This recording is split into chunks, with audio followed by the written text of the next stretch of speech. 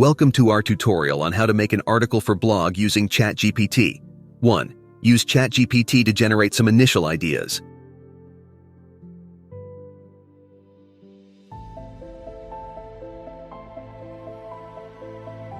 2.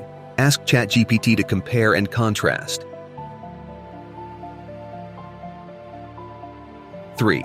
Ask Chatgpt for an angle. 4. Get Chatgpt to tell you what to include. 5. Ask Chatgpt how you could improve. 6. Ask it to rewrite based on its advice. 7. Tell it how you expect it to write. 8. Feed it your outline. 9. Edit Chatgpt's work. You have learned how to make an article for blog using Chatgpt. Thank you for watching our guide.